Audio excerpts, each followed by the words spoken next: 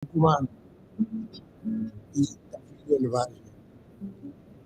Para hacer esa travesía de 30 horas, cuesta arriba, cuesta abajo, los cerros, algunas quebradas, un largo familiar en el Valle de las Cajeras, para entrar allí. Yo tenía un mula que tiene Chile, una deliciosa aldea que conocí, amé y jamás olvido, Aqueral de Tucumán. Ahí tenía mi mula y de ahí salí 8 o 10 veces durante 8 o 10 años seguidos. Jamás fui en automóvil a Tafí del Valle, siempre a montar desde Aqueral hasta Tafí del Valle.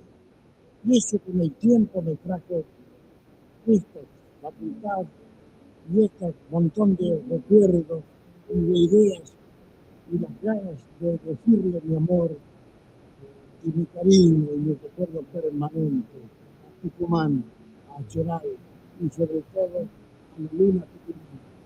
Porque yo salía a las 5 de la mañana, a las 4 de la mañana, enseñaba mi caballo, mi luna, y salía y recién me amanecía en el parqueo a mitad del camino, recién me amanecía. Vale decir que la luna me acompañó siempre. Por eso digo en los versos, yo no le canto a la luna porque alumbra ni nada más. Le canto porque ella sabe que me da caminar.